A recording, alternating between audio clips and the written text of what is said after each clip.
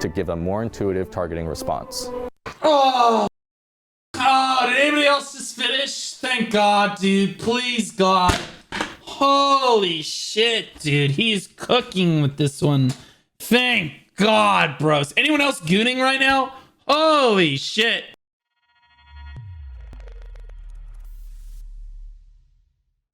What's up, gamer? It's not. I'm hoping it's not. To be honest, to be clear, I'm really hoping that this is a good video.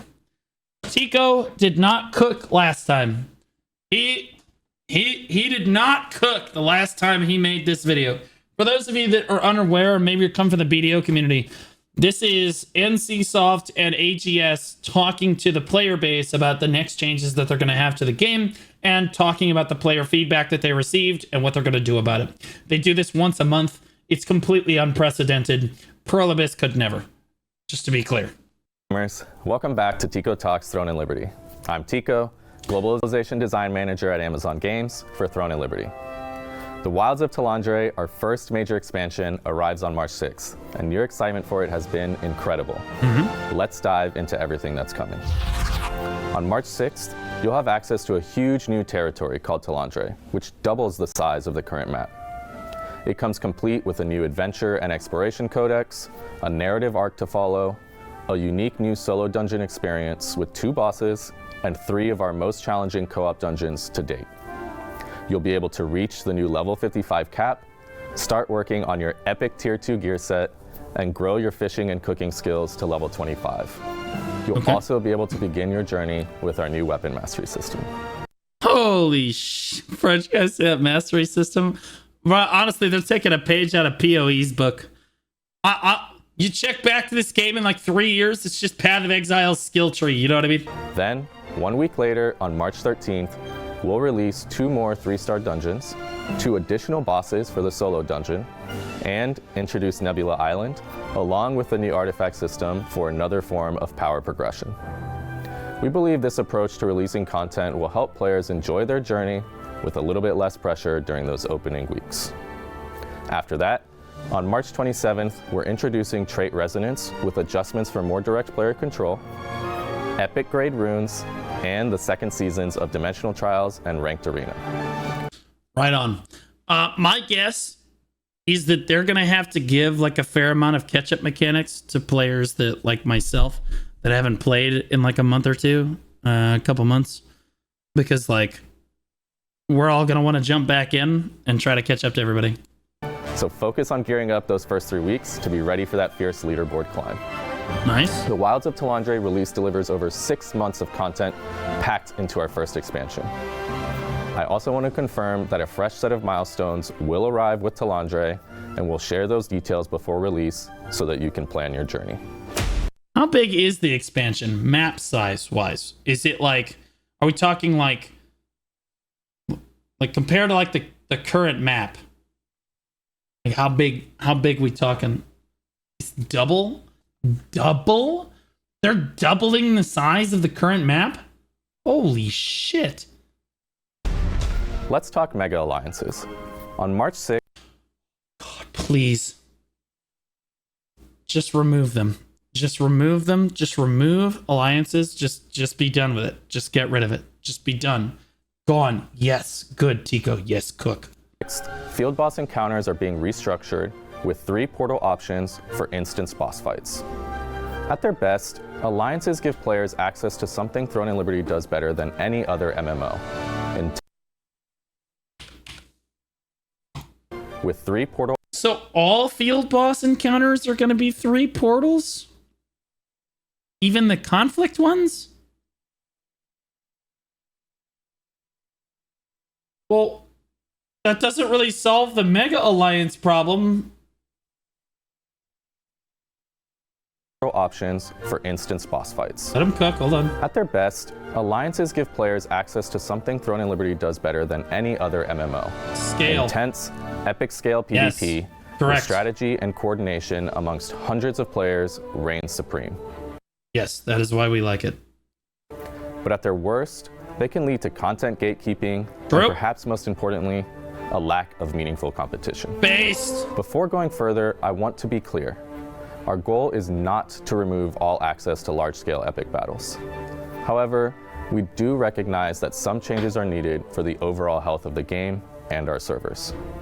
So, field boss encounters are being restructured with 3 portal options: Peace, Faction, and Guild. The Peace portal leads to an instanced PvE fight, keeping preformed parties together. The Faction portal creates instanced PvP, VE battles where players will be randomly matched onto 2 teams while still keeping preformed parties together. So this is an ideal option for smaller groups wanting PvP action. Both of these modes match players across all servers within a single region, and both have a 96 player limit per instance. Okay, so this is different than what he proposed last time. So last time he was just talking about just guilds just 1v1ing each other all the time. And this time there's like 3 different. So there's Peace, and then there's Faction, where there's PvP, but you're put on 2 separate teams. And then there's the other one that's, I guess, Guild. The Guild portal will match guilds for 1v1 battles. Our matchmaking system that's dead. pairs guilds based on performance data and number of players. Yeah, no. So like you're just, if you're the number 2 guild, you're just getting rolled by the number 1 guild at every single boss. That's dead. The Faction thing I think is a pretty decent idea. Obviously Peace is whatever, sure, whatever. The Faction thing is like, okay, sure. That could work. The 1v1 thing is ass. We expect matching quality to improve over time as we gather more data. It makes it same numbers, so you can't Zerg. Well, you misunderstand how PvP players work. So there's a nuance to the PvP scene, guys, where players do not want to 1v1 other PvP guilds. Like they do sometimes, but not all the time, right? Especially if you're forced to 1v1 the same guild 4 to 8 times a day. Yeah, it can get tiresome, like very quickly. If they're beating you in the open world, and then you go to the Rift and Boonstone, and then you get paired against them because, you know, matchmaking wise, you're the top 1 and 2 guild, but the number 1 guild is clearly stronger than the number 2 guild. Number 2 guild's just getting shit on all day, every single day, right? The thing that makes PvP close is when the number 3 and the number 4 guilds get to come in, and then 1 maybe allies with 4 and 2 allies with 3, and then you have some interesting matchups that kind of come in there. But like if guilds are basically always forced to 1v1, there will be a it'll work at first. It'll work at first, and then there'll be a very clear pecking order established, and then guilds will stop showing up. It's just the way that it goes. It's not just one server, it's cross server. Again, so like, okay, so you don't understand, so I'll explain it again. So at first it will work, okay, and guilds will find it fun to like try to fight other guilds, and then once there's a pecking order established, guilds will stop showing up. It's just the way that it goes, because they don't want to fight Supple, or they don't want to fight the Hazardous Alliance, or they don't want to fight you know, like anyone, right? They don't want to fight like the big T, like. And I understand that a lot of the PvE players, a lot of like really jaded players, are going to be like, well, now they can't Zerg. But like the truth of the matter is, I understand that that's a lot of pent up hatred towards these PvPers, and it's fair hatred. The Zerg shit has got to end. And Tico's not wrong. This shit's got to go. But like you already have that with the Faction thing and then the Peace thing. You have an option. You have options now, so you're not going to get Zerged anymore. So like the goal is to make a healthy PvP scene. 1v1, forcing guilds to 1v1 all the time is not a healthy PvP scene. That is not how you encourage healthy PvP in your scene, okay? 1v1s are not the play. We learned this in BDO when we forced guilds via a risk system to all fight each other in 1v1s all the time. A pecking order was very quickly established. Everyone knew who was stronger than who, and then no one wanted to fight at all. Like it is what it is. Completely destroys all fights. It will work for a few weeks, and then it will be basically destroyed. Alliance just disally and queue in the same, so they have an alliance to fight each other and get loot for free. I don't know how they're necessarily going to handle that. But yeah. Politics saved BDO. It did. It did. The reason that BDO was able to be successful is because guild leaders and like your guild leadership cores that you currently see in like Throne and Liberty basically did all of the work to make sure that fights were balanced ahead of time and that every guild could have fun. So if you were the weakest guild, for example, queuing up in a GVG setting, you could still have fun comparatively to the number one guild because the teams were balanced and you could feel like you were a meaningful part of that team. In a 1v1 setting, the weakest guild is always getting turbo. So whoever the weakest guild is to sign up in those 1v1 settings is always going to lose. And eventually, they're just going to stop coming, right? Then the next guild on the list becomes the next weakest guild. They eventually just realize that they can't win because the people they used to beat stopped showing up, and now they're just getting beat all the time, so they stop showing up. And again, the scene cannibalizes itself in this way. You cannot force guilds to 1v1 constantly like this. The only time in a healthy environment where you want guilds 1v1ing is really in like a tournament setting like you had with me. The tournament setting is good because it happens only once every 6 to 12 months, and it brings the community together. Everybody gets to see who the strongest is. You decide it, and then everybody moves on, and everybody can keep fighting again. But like for the most part, you really don't want to do this every day. You definitely don't want to 1v1 guilds multiple times a day. That is not going to feel good. Guilds must join with 36 to 48 players to participate. And we chose these numbers Only thing political in BDO now is where my enemies are fishing and where I'm fishing. True! carefully because we believe requiring only 36 to 48 players should help ease some of the burden many guilds deal with when keeping players online for competitive PvP reasons. Okay, so they understand that people are being burned out. Okay, this is good. We expect matching quality to improve over time as we gather more data. Guilds must... It should be like a 2v2 system. It should be a match-made 2v2 system. Would be way healthier. Because then guilds feel encouraged to show up, and they're not necessarily going to lose every time. Join with 36 to 48 players to participate. And we chose these numbers carefully because we believe requiring only 36 to 48 players should help ease some of the burden many guilds deal with when keeping players on. This is a reasonable number, and I think that they're looking at their data accurately. As someone that's led PvP guilds for many years, you can't feasibly ask more than about 50% of your guild to be online at any one point in time. Like, even during peak hours, you really are stretching it if you're going to get more than 50% of your guild. And I'll be honest with you, even 36 is going to be a little sweaty. I still think that those numbers are a little bit high. You guys understand that the maximum number of players you can have in a guild is 70. Okay, and that's if your guild is full. Okay, so this is best case scenario. That means 48 of your players have to be on 4 times a day for conflict bosses. That's still too much. 36 of your players being on 4 times a day for conflict bosses is still too much. Again, it has to, I'd honestly bump it all the way down to 24. I would. Online for They have the data, though. They don't have the experience. Okay, I've been dealing with, like, the Pearl Abyss for years. They have data on PvP. Like, that stop. Okay, I'm telling you how it's going to play out. All right, this is what's going to happen.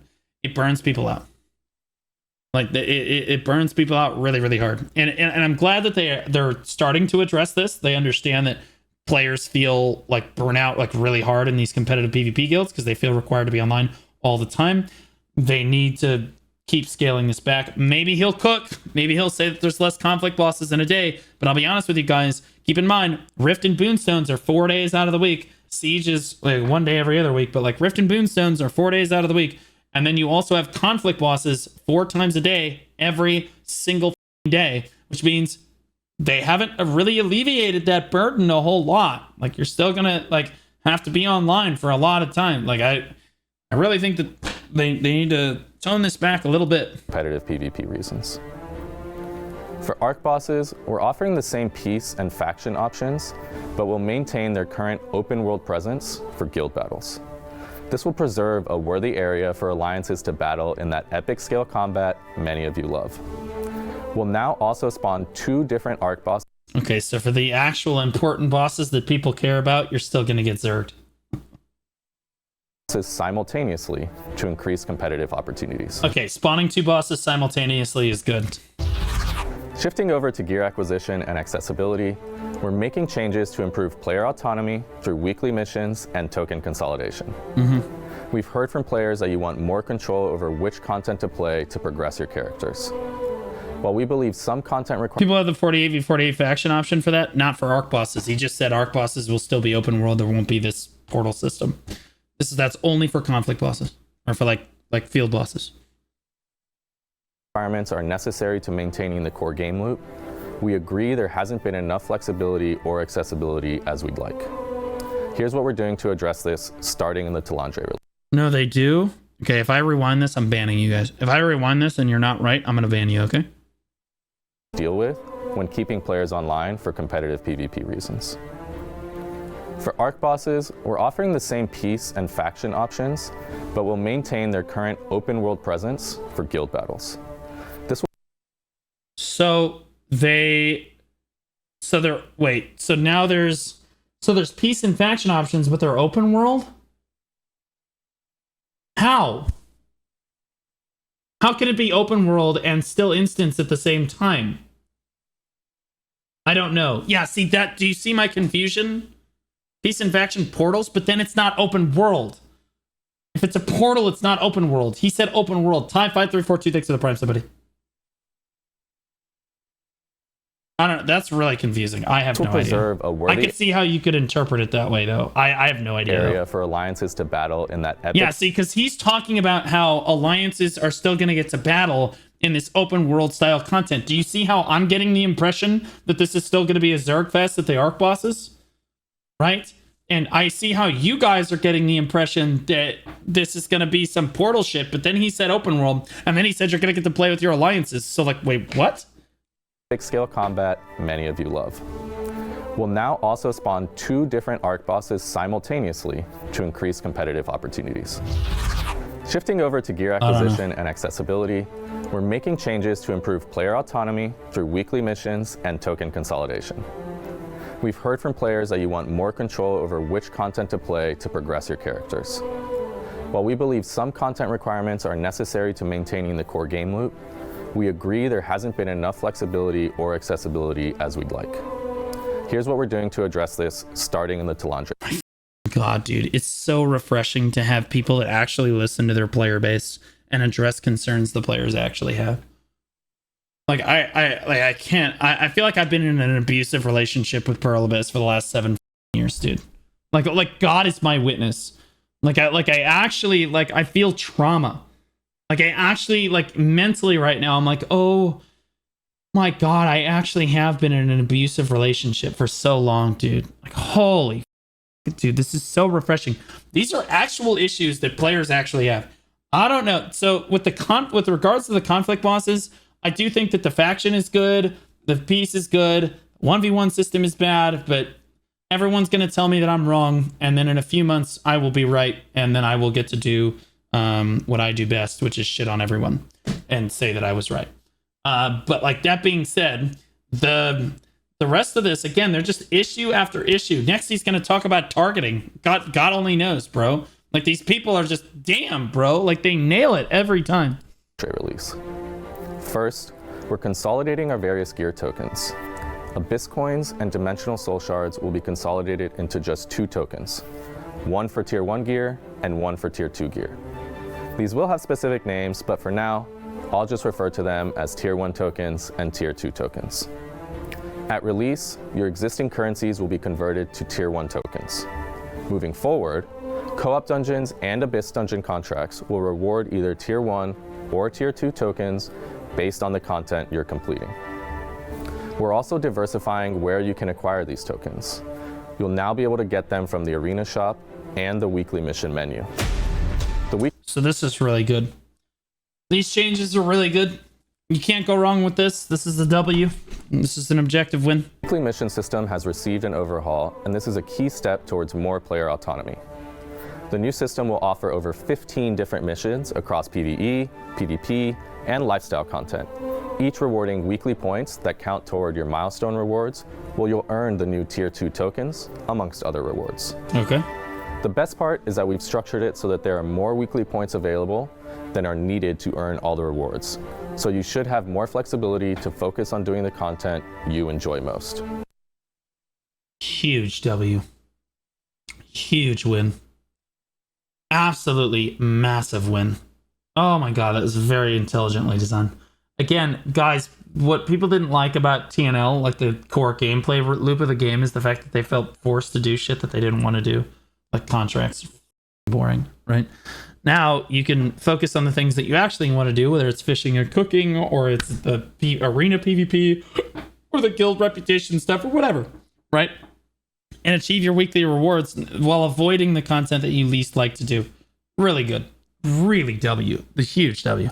Over time, we'll plan to offer even more missions and further broaden the range of available objectives. The next thing to improve gear accessibility is our field boss changes we just discussed. As you may have noticed, there will be more instances of bosses to fight over, which will increase loot accessibility and improve the auction house economy.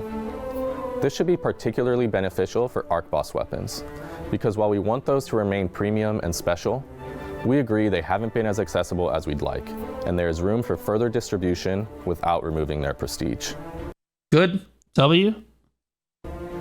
Finally, one more area to help with gear is a new system that allows you to synchronize one piece of gear's level to another's.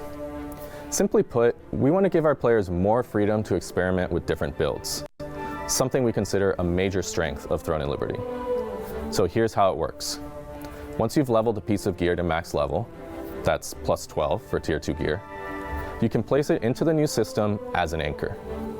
Players can then unlock up to 2 slots per gear type to place other gear of the same type. For example, chest to chest. Any gear placed in these slots will immediately match the anchor's plus 12 level while slotted. Unlocking slots will have a one-time cost, but from there, you can freely swap gear forever after that. We think Holy, that is so good.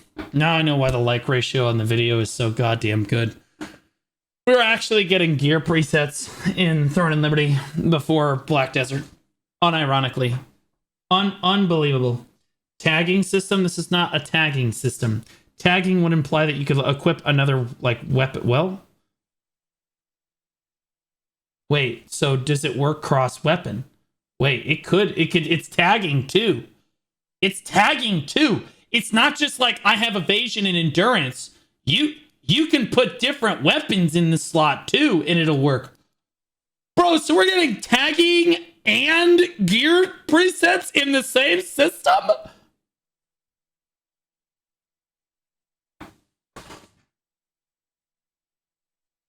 Dude, I feel abused. I feel abused, dude. Like they are cooking. This is a W.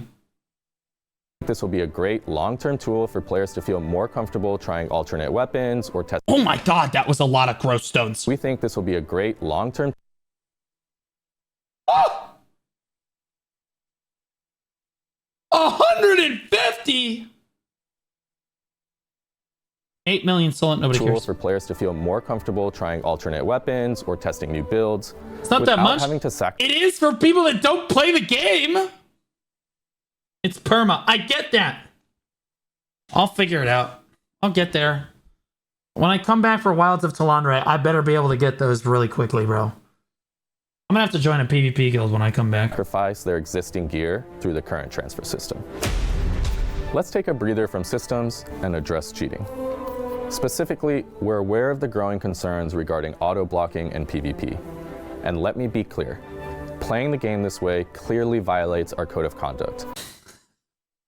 Every time a guild won in my EU tournament, the entire chat would unanimously be like, yeah, they're block scripters. Yeah, they're block scripters. I can't even believe Blue would allow them to play in the tournament. Block scripting pieces of shit. Like, bro, like, it's actually just insane. Macros, block scripting macros. And it's funny because in the Throne and Liberty community, they can't be beating you because they're better than you. They're beating you because they're cheating. Every time. Every single time. It's literally is comical. And we will issue disciplinary action against these players. Oh, good. We're committed to maintaining a fair playing field, and we appreciate your help in reporting suspicious behavior and discouraging these practices amongst your friends and teammates. Let's get into combat. After multiple rounds of focus testing, we're thrilled with the results. Here are the primary finalized changes that are coming. Player movement speed will no longer be automatically reduced in combat. We've increased base melee attack ranges.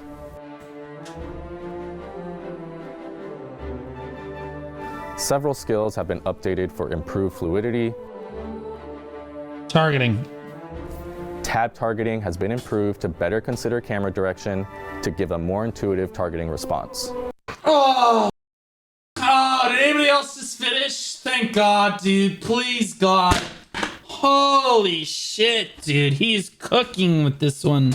Thank God, bros. Anyone else gooning right now? Holy shit. Click targeting has also been further refined for accuracy and precision. Oh, okay. Let me read all this. Player movement speed will no longer be automatically reduced in combat. Wait, what? Okay. We've increased base melee attack ranges. Good. Several skills have been updated. Okay, we already went through this. Tap target has been improved for better camera direction. Click targeting has also been further refined for accuracy and precision. And we're also bringing a new setting that will allow players to ignore friendly targets while clicking. Sweet. Character inertia has been reduced. Good. That'll make the movement feel better. Maximum zoom has been increased by 33. Wait, that's crazy. Wait, the zoom is crazy change. Your field of view is going to be crazy. Your character's going to be like a dot. By early April, we'll also introduce improved targeting visualization, target of target display, and monster type indicators on nameplates. Okay, so this is all in the next month, by the way. All in the next month. Tell you what, man. They bring this shit back for Wilds of Talandre and they actually nail the targeting system. Throne gonna be cooking. I think a lot more people will play Throne.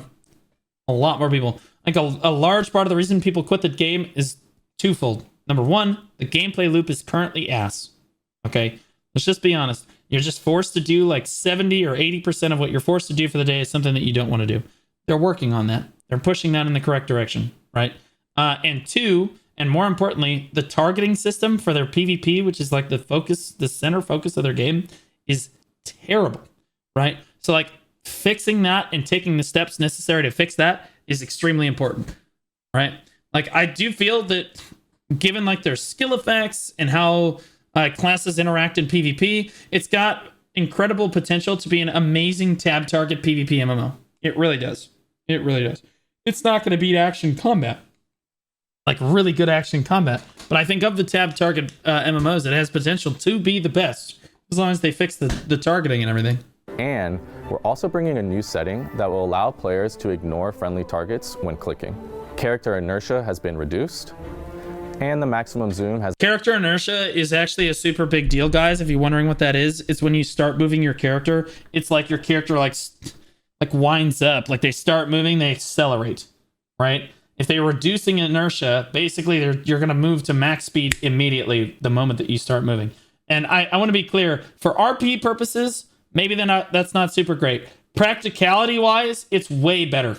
Guardian mains and BDO used to complain about this all the time. When Guardian first came out, it was like the slowest wind-up ever, bro. Trying to get a Guardian to start running was a nightmare. Draconian was the same way, and they finally reduced it and everybody felt better. It helps the gameplay feel a lot smoother. You'd be surprised the difference that the inertia makes. Has been increased by 33%. While not available at launch, by early April, we will also introduce improved target visualization, target of target display, and monster type indicators on nameplates. Shifting to dynamic events, we've made updates to increase rewards and better tailor activity point distribution. We've heard your two main concerns. First, that dynamic events don't feel rewarding enough for the time investment needed to properly participate. And second, that our PvP players are experiencing... Anyone getting ready for that Lantern Festival? Woo! ...activity grind fatigue due to how dynamic events contribute to activity. I can't wait to go out and harvest with the birds. Me, bro, I don't want to do it anymore. Points. To address these issues, starting March 6th, we're increasing the rewards for the first 15 dynamic events you do per week. 15? What? Bro, how many events do you think we're getting done per week? 15 events. What the? Dude, that's crazy. Even when I was playing the game as like a full-time job, 50 hours a week. Dude, I was doing like as many guild events as I could and going to all conflict bosses, Rift and Boonstones and Siege, right? All of that stuff. That's a massive amount of time, by the way. Doing my dungeons and contracts on the back of it. Bro, just so much time invested. I just didn't have time to constantly be going to 15 events. outside of all of that is wild, dude. Holy shit. Dude, again, that's a 60-hour a week commitment. You're talking 60 hours a week. Ensuring players get more value when they choose to engage with this content. And since activity points are primarily a tool to help with high-performing PvP guilds, we've made 2 changes to help with both fun and fatigue. We're capping activity points at 15 events per week. That's not even a cap, dude. Wait, do conflict bosses count as events? If conflict bounces, I think they should. I'm pretty sure they do. And if you're counting like the bosses, like peace and conflict as events, I think they do give activity. Yeah, I think that they will count as events. If those count, okay, sure. That's fine then. But like, if those don't count, if you're not counting field bosses, it's actually just, it's not even a cap, dude. Actually, though. Peace bosses give activity, but I think they're talking about dynamic events. That's what I'm afraid about, too. How many of us really enjoy going to the dynamic events? You know what I mean? After all the other stuff that you have to do between your co-op dungeons and the open world like dungeons that you have to do, and then the contract grind, and then again going to the bosses, the rift stones, the boon stones, the beast bosses, the arc bosses, the siege, all that stuff. No one wants to go to the dynamic events. Putting a cap of 15 dynamic events? Oh my god, you're lucky to get 2 of those done a day in addition to all the other crap that you got to do. 15 is not, you're 3. I'm not even joking. You should cap it at 3. For those like the guild events, you should have a player that if they do 3 events in the week, they're done. And that's honestly pushing it. Players don't want to do this shit. And then, if the reward was worth it, I think it's less so that. I think that for large scale PvP guilds, the rewards are worth it because they're pushing activity points. They want to be the top guild so that they can get into the castle when the castle is unowned. Because every once in a while, they're going to have to do resets on castle and stuff. That being said, after the activity points, like if you're not trying to get into like the castle owning spot, like the castle is owned by a guild, it's just not going to matter. The activity points is like a flex. You know what I mean? It's like, okay, whatever. we're adjusting the amount of activity points earned so that they prioritize guild events, followed by Dominion, then Peace, and finally co-op modes. Oh, it's so cooked. He's talking about events. He's not talking about bosses. 15 is... How many people actually... Like, bro, we talked about data before, and I'm trying not to be overly critical. We talked about data. So based on the data, how many players are actually going to these events every week? One player, on average, how many of these events do you think they're doing? Like these guild events, right? And like the co-op events and whatnot, right? I would say on average, they're going to maybe 2 a week. Like, yeah, exactly. 1 or 2, exactly. And it most of the time when they do it, it's because they did it on accident, because they're out there doing their contracts and the event happens to be going on. So they're like, yeah, sure. You know, like whatever. You know what I mean? Like that's the only reason that they ever do it. So like, again, 15 is crazy, dude. I love how people say that I don't play the game. You guys, I know this struggle. There's not a chance I would be doing 15 of these guild events a week. That is crazy, dude. We believe this new structure will give PvP players more freedom to participate in the modes that naturally align with their preferred content, while still maintaining meaningful progression. Now, let's talk raid frames. As Godspeed mentioned in last week's Eye on Elysium, raid frames are coming, and I'm happy to share they will arrive on March 13th. Raid frames will be available during guild raids. These are platoons, guys, for those of you that don't understand. Like, they'd be the BDO equivalent of platoons, and everybody that's played WoW already knows what raid frames are. Field bosses, conquest battles, arc bosses, and castle sieges, which should help all of our players, but especially shot callers and healers. True. Looking further ahead to early April. You really want to help shot callers? Let them ping. Let them ping in game. We're completely overhauling Rune Management. We understand the frustration the current Rune Management system causes. Our new approach fully removes inventory management needed for runes. Instead, runes will be tracked in a simplified UI where you can apply each rune type and stat combination to as many items as you want. New runes I'll be honest with you. I'm just hoping that I get all the new runes as I start doing that. I was going to start getting new runes, and then I realized, like, why the fuck would I bother? I'm just going to wait for the Talandre to come out, and then when I start actively playing the game, I should get a bunch of runes for free. And I'm hoping that they have enough catch-up mechanics to level up my runes very quickly and, like, get back into this. Runes will automatically level or dissolve, and I can't wait to share more details on this topic next month, so look forward to that.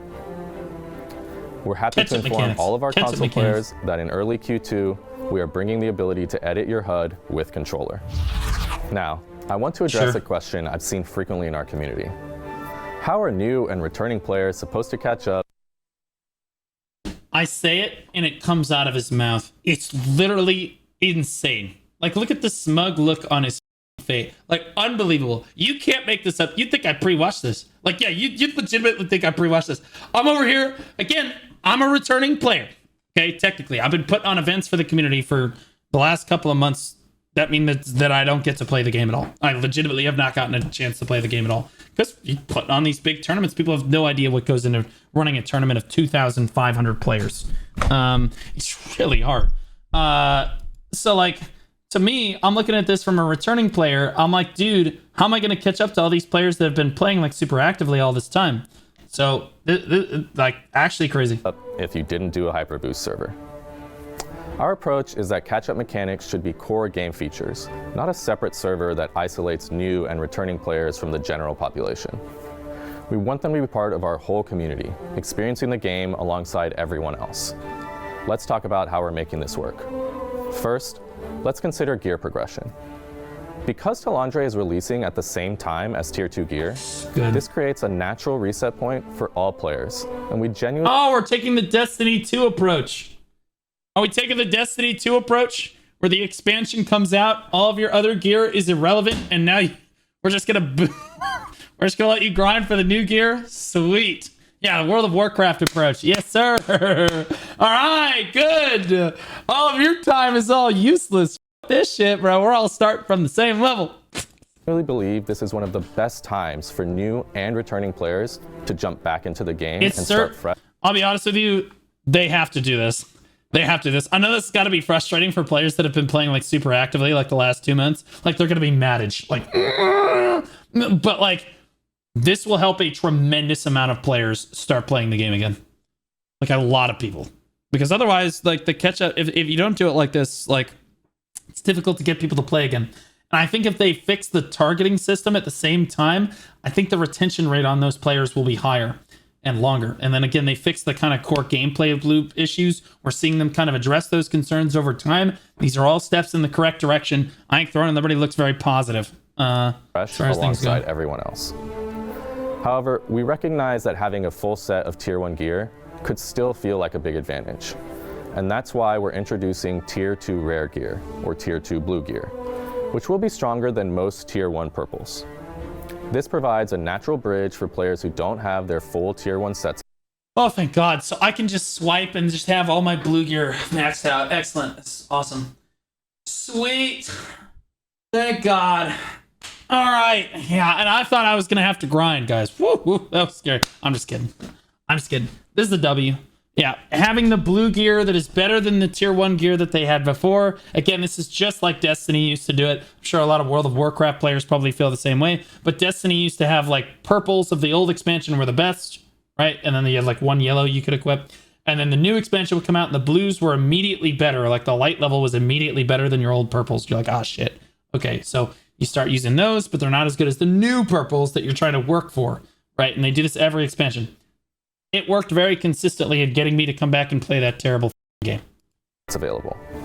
We've also carefully balanced the Adventure Codex rewards so that any player who completes the full Adventure Codex will earn nearly a complete set of Tier 2 gear with a mix of blues and purples. Wait, Adventure Codex, is that— please tell me that's just the main story. Please tell me that's just the main story. I do not want to do that entire book, dude. It's just the main story? Oh, thank God. I do not want to do the whole book. Please don't make me do the whole adventure logbook thing. Like, beyond gear progression, we're also introducing exclusive buffs and daily login rewards specifically for new and returning players to help them catch up. We believe this comprehensive approach will help players join our community and get up to speed without feeling like they're permanently behind or isolated on a separate server. Oh God. Thank God, bro. 100 Dokevi chests. Bro, if he had just busted out, he would be like, guys, we're introducing all these new catch-up mechanics. They're all gated behind a very simple quest line. We think it's going to be really fun for our adventurers. Basically, you're going to go around and you're going to find these little chests in the world in these cool little locations that we've put them in. And there's a very small number, 187 chests that you have to go find. And then you'll be able to have the same gear as everyone else. You know what I mean? Like, I would just uninstall the game. I would have been like, I'm done. I don't want to do it. Never mind. I don't want to do it anymore. To end things, I just want to say thank you all again for your feedback and support. I can't wait for you to get your hands on this expansion. It is packed with so much great content and system improvements. I think you're really, truly going to enjoy it. Please keep giving us your feedback. We love having open communication with our community and are committed to maintaining that. All right, and now for our community question. If you could expand our cosmetic offerings in just one way, what would it be?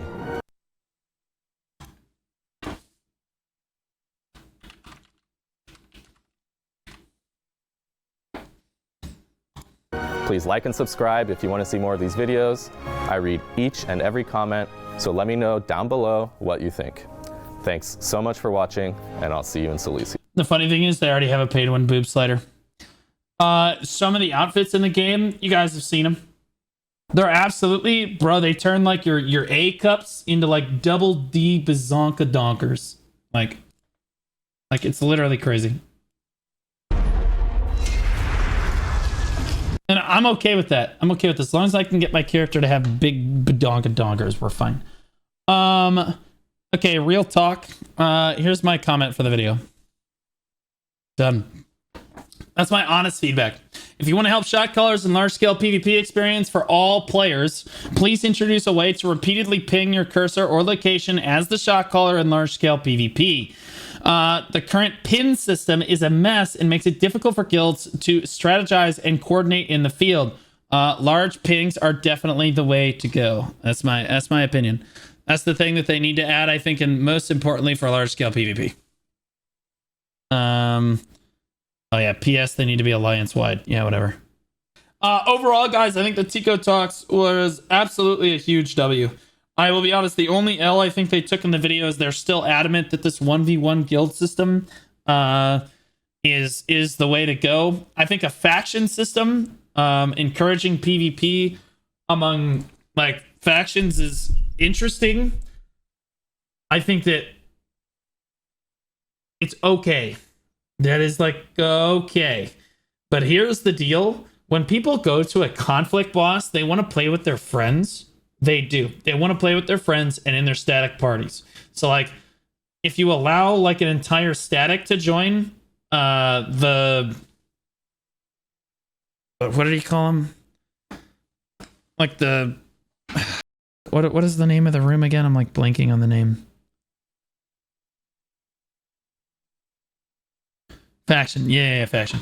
Okay, so if you allow like statics, like 6 groups of up to 6 to join and be on the same team with each other, I think that players could really enjoy the faction system. They could, because then players can play with their friends and still have it be fun in a small scale setting that feels meaningfully rewarding.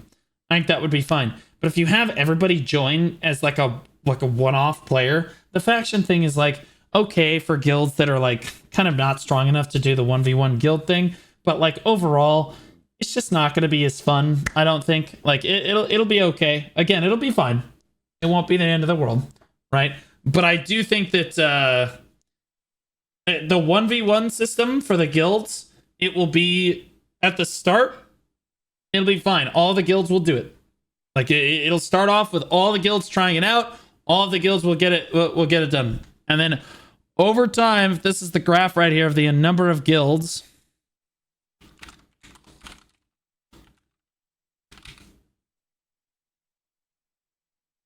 Okay, it'll start up here and it will just slowly decline over time. I moved it the wrong way. There we go. It will just slowly head downhill because you will basically lose your bottom end of guilds all the time. Every single bottom guild will basically feel there's no reason to join the 1v1 like fight because they can't beat anybody, so why show up? So they stop showing up. Then the next guild becomes the lowest guild on the totem pole. Then they feel like they can't fight anybody. Eventually they stop showing up. And this happens enough times and you get everybody basically quitting. And then none of the guilds want to show up to 1v1 each other except for the number 1 guild, which is just eating good the entire time. They're not going to have any problems with it. Like, that's it. The entire scene is going to cannibalize itself. I understand that people say that Tico cooked in this video, and he did overall. I think the 90-ish% of the video was really good, but I do think that, again, 15 events. Okay, so we'll get to that in a second. The 1v1 thing is really bad. You should not do that. Instance 1v1, no. Maybe you could do instance 2v2 or 3v3 where guilds have to 3v3 each other or 2v2 each other, and you rank matchmade them. So they're not just like in each other's alliances. You put 1 and 4 on the same team and they fight 2 and 3. Right? And then it makes it even and very competitive. That would be cool. And I think that guilds would show up for that. And there would be chances of winning. Even if you're the weakest guild in that setting, you get paired with the strongest guild, and then they can help carry you to a potential victory, right? And you still feel like you have a meaningful, like, addition to the content, right? People also would still feel that scale, which would be really, really cool to see. But 1v1s are just not going to work out. If the scene is going to cannibalize itself, no one's going to go to conflict bosses, and some of the best content in your game is going to fizzle out. That's my opinion on the 1v1 conflict bosses. Faction system is mid. Okay, sure, whatever. Obviously, peace and stuff, whatever. I think their overall core gameplay changes were all good, except for the we're going to limit you to 15 guild events a week. What the are we talking about? 15? Bro, we do 1 or 2 of those a week maximum, and your data should show that. Okay? No one cares about guild activity until the castle relies on guild activity. All right? No one cares. So, like, guild events are great and everything. There's no really super good rewards that guilds are getting for having really high activity necessarily anymore. And players are not motivated to do that content when the other content is more important to them, like conflict bosses and riftstones and boonstones and siege and everything else that goes into their open world PvP and open world dungeons, and all that stuff is going to be more important than doing that content. 15 a week is way too high. That's insane, right? So that's the only other L I felt in the video. Let me know what you guys think, though.